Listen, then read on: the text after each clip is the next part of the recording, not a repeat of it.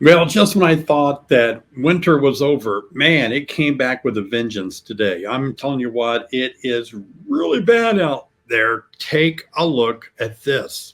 I don't know if you can hear me or not because of the wind. And look at that rain. We have been dry for a long time.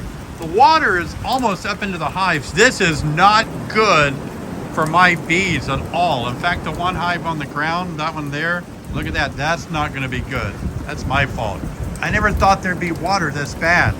It is rainy and it's so windy right now. Remember I said that warm weather wasn't going to last? It's 35 degrees right now, and the low tonight, 26 degrees Fahrenheit. 26! Oh no! I'm a little worried about those hives in the water. I'm not sure why that one was always so low to the ground. It's like, I've never seen water that high in that area before, and yet there it is. Need the water. You know, a lot of you know that last summer I wrestled with well water that was too dry. So we have our own well, so we've lifted the moratorium against conserving water. Now I can take a 5-minute shower instead of a 3-minute shower. Hey guys, good to be with you. I'm David Burns, EAS Certified Master Beekeeper. I want to share with you today, since it's pouring down rain outside, I want to just take a moment. I'm in my live stream room. So thanks for joining me last night, if you're watching this today. Every Thursday I live stream, and I'd love for you to join me. But I want to talk to you today about what you can do to avoid the mistakes and not correctly controlling your mites. A lot of people use a lot of different methods to keep their mite levels down, and they start getting frustrated when they start experiencing some problems where it's not working. Sometimes you can use some integrated pest management like green drone comb, or you can use powdered sugar dusting, screen bottom boards, breaking the queen brood cycle. So all you got to do is find the queen. There she is.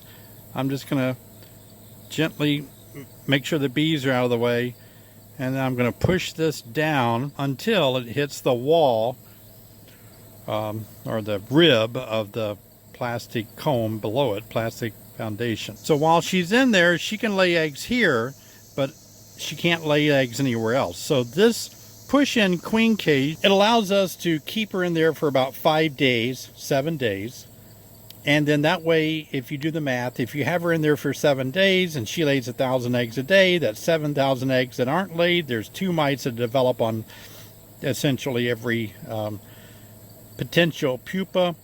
And so that would be 14,000 mites you're preventing over the course of a week. See if you can see her walking around in there. All those things that are without the use of treatment. And all at once you realize, I just can't keep my mite levels down. What's going on? And then often you jump into things with treatments, and all at once you use some treatments, and then after you test again, you look at them and you think, even my treatments aren't working. What is going on? So today, let's jump right into it. Talk about why is it these mistakes happen, and what are some ways we can avoid these common mistakes, and why it doesn't work with keeping our mite levels low. Now, you don't have to feel bad, but one of the reasons is some people fail to test. Some people don't want to test. So this is a mistake that we need to avoid, because testing is everything. I'm really serious about this. We have to test. I understand some of you don't want to kill 300 bees in an alcohol or a soap wash, a Dawn soap wash. Fine.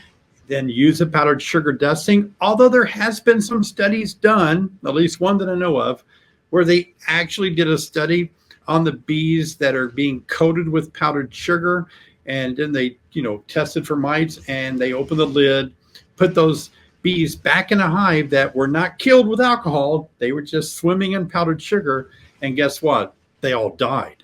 So unless you can figure out how to keep bees alive that you're coating with powdered sugar, you're probably killing them anyway. So one of the ways that you can come to maybe a conscious decision about this is that if you were to walk up to this hive that you want to do a mite test on, and you were a giant bear and you started ripping it apart, trying to steal the honey and some of the protein from the larvae and all at once you would see those bees would come out in force, and start stinging that bear, right? There would be more than 300 bees that would attack the bear. Now, what are they doing? They're trying to defend the single organism, the super organism of the honeybee colony, and they're attacking the bear. What I'm saying is every bee that stings that bear is dying. More than 300 are sacrificing their lives for the greater cause of the survival of the colony. So I think if we were to sit down and talk with bees and say, hello, bees, would you mind 300 of you sacrificing yourselves so that we can get rid of mites? I think they would say, oh, thank goodness. Yes, indeed, because we can't do it. We can't keep these mites off our backs. They're on our backs. We got to get them off. And I think they would volunteer to do that. I don't know. I'm just saying. So that's how I kind of rationalize it. You've heard me give this illustration before that when someone is being treated for cancer, some of the treatment does damage or kill the good cells around the tumor. And so it's for the greater cause of the survival of the person. And so there's some collateral damage to some good things in our bodies. Same thing when you take an antibiotic, right? You lose some of the good things around where the bad bacteria is being destroyed. You also kill some of the good bacteria in the gut that we need, so on. So anyway, failing to test, some of you might say, well, why should I test anyway? I'm going to treat, I'm going to respond, I'm going to act like there's mites in there. Biggest reason for that is if you don't test, then you don't know if you have mites. And secondly, you don't know if your treatment worked. Like if you do have mites, but you failed to test and you just treat and then you don't test anymore, what if your treatment failed? And they do fail at times. And so that's another reason why you certainly need to test. Really important. Another mistake to avoid is not establishing your own personal protocol, establishing a threshold where you're going to say, oh, that many mites, I've got to do something. Some people, the hobbyists generally kind of settle on about 3 mites out of 100 bees that we feel like if it's 3 or more than 3, then we need to take action. Now, that may be different for you. For me, it is. In a perfect world, I would love to monitor all of my colonies and keep the mite levels at 1%, 1 mite out of 100 bees. I would love to do that. That's my goal. That's my threshold. But I don't always accomplish that because I get busy. My schedule goes crazy and I can't do everything I want to do with my bees. It just happens. I know you have that problem too sometimes. But if I have my wishes, I would wish for no more than 1, 2 tops, maybe. So then I'm going to have to take some action.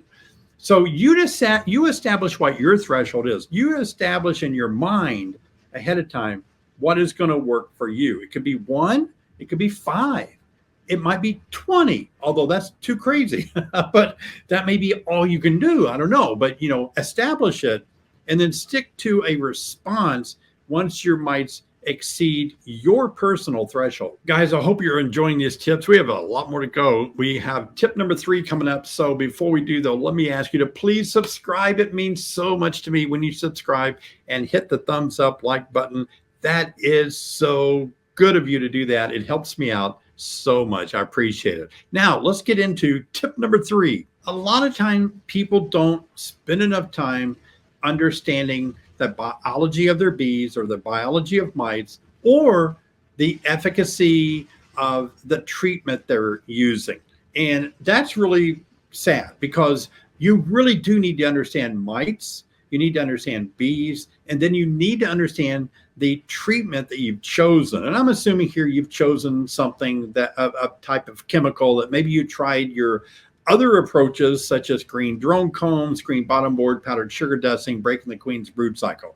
Those don't involve chemicals. And those you can just keep using and have maybe good luck keeping your mite levels down. But once we hit July, August, September, mite levels start to go up. And sometimes people reach out to other beekeepers and say, what do you use? And then all they have to say is, I use whatever, I use this chemical, this treatment, and it's worked so well. Immediately we order it, we buy it, we use it, only because somebody said it worked well for them. Well, hold on just a minute.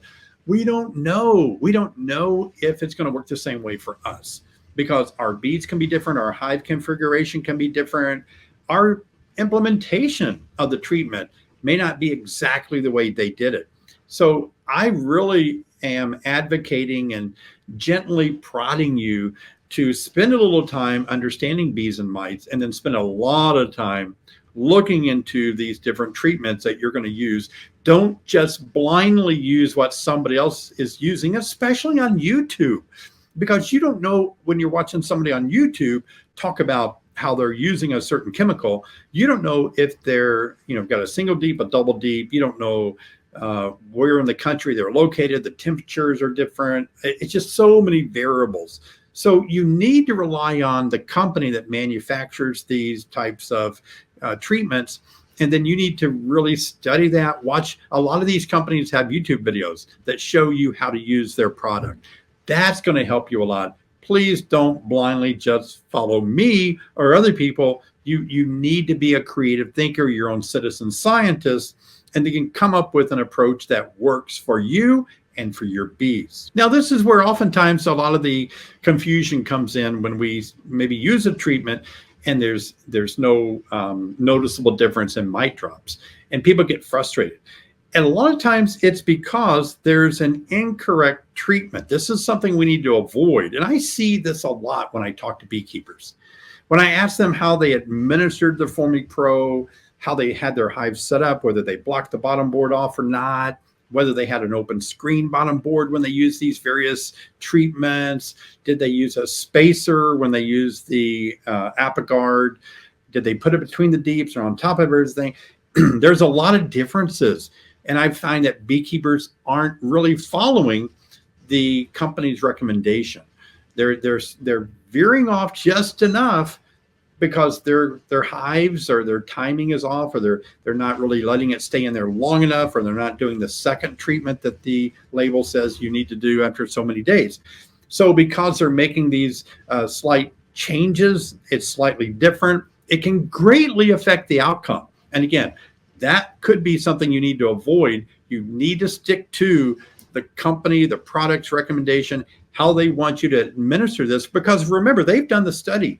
They have put the time in to see how this best works to destroy mites in your colony. So you just don't want to incorrectly use the treatment. And it doesn't take much at all before you realize that a slight difference in how your hive is set up, contrary to the product's label, can make the product not work at all. Or worse, it can make the product work too good, and you could have brood damage and even kill your queen by not following the setup exactly the way the product wants it to be set up. Now, a lot of people ask me, do I really need to test after I treat? And yes, you do, because you want to find out if that treatment worked or not. There are times that the treatment doesn't work. Maybe it's a bad batch. Maybe your hive is set up in such a way where it allowed too much of the product to just disperse out of a crack in the back or something. There are situations that it may not work. And if you don't test for mites after you use the product, then you may not realize that you still have the same number of mites that you had before you even treated. And you just want to blame maybe the product was faulty or something, and it could be. But if it isn't, and it's your fault because your hive's not set up to use the vapors and hold them in there just right, something happened, and it's your fault, but you feel like, oh, this product didn't work well. Same thing is true if you use something like Formic Pro and you don't have your hive configured correctly as according to their label, or maybe you're using it in the wrong temperature. You can kill brood in your queen, and you can blame the product saying, I used it to kill my queen, but you didn't realize that you used it when it was much too hot outside, much too hot inside your colony, and that excess vapor from that larger or upper end of the heat spectrum really did cause the dose to be too strong. And so you stepped outside of the label, and that's maybe why you had brood damage or your queen died. So it's important to always test your colonies after you do the treatment and see, did it have a mite kill? Now, timing is everything, because you can do a test immediately after you're done with the treatment, and they might still be cleaning a lot of the mites out of the colony. You might see those mites in your alcohol wash and think, oh gosh, I still got a lot of mites. Well, they're getting rid of the mites that were killed. So you might want to wait 10 or 14 days, give them a chance to clean things up after you treat, then do another mite test and see how things look. But all in all, here's the biggie. A lot of times when people do mite tests, they get a number, but they don't respond to the number. They simply say, oh, look, I got 6 mites for 100 bees. That's too many. And then they simply don't respond to it. Maybe the attitude is, well, that's not horrible. I've heard other people say they had 6 and their hives were fine. Maybe I don't need to do anything. I'll use 6 and I'll see how it goes. And then maybe they never will do anything. And the next month, instead of 6, they have 12 mites per 100 and so on. But I think it's important for us when we get our number, when we do a mite test and we get a number, we got to write it down and we need to respond. Now, a response might be, I'm going to wait and see. Okay, that's a response. That's legitimate. I get it. I do that. Okay, I'm going to wait and see. I'm going to test again in 2 weeks or maybe a month, and I'll compare the number and see, is it growing or is it stabilized? And maybe I can get by with something like that. But again, you have to respond. So get in your mind that I don't want to make the mistake of not responding, but I need to respond to the test. Now, this is a pet peeve of mine. A lot of people tell me they only treat twice a year or once a year. And so they say they treat in the spring and then they treat in the fall. I think that's very, very risky to do that. Here's why. Because mites can actually reproduce so quickly in your colony that if you do treat in the spring, they can reproduce in 30 to 60 days and be right back at strong numbers again, even though you had success in getting the numbers down early in the spring. We're really not just trying to get rid of mites, we're trying to get rid of viruses. And it's the viruses that are killing your bees. But the only way we know to reduce the viruses is by reducing the mites. So if you reduce your mites in the spring by a treatment, then all at once you don't monitor it anymore, your mite level goes up all year, especially in the summer, late summer months. Your mite levels are going up, your viruses are skyrocketing. So your bees are contracting a lot of viruses. And all at once you just realize I'm making bees of winter physiology with a hive that has a very high virus load. It's important to realize you can't just treat once or twice a year. I recommend you retest. Even if you have good luck, even if you test, they're high, you treat, they're low, perfect, got to go back at least every 30 days. Every 30 days, let's do another mite count. Let's keep track of it and find out, are they continuing to go down or could they be going up? Now, if you're unclear of how to do a mite test, if all of this is kind of foggy, you're kind of new to beekeeping, or you've never gotten into testing for mites, I've got a great video here that will walk you through some things that I did last summer on helping you see how you test for mites. Take a look at the video right here. I'll see you over there.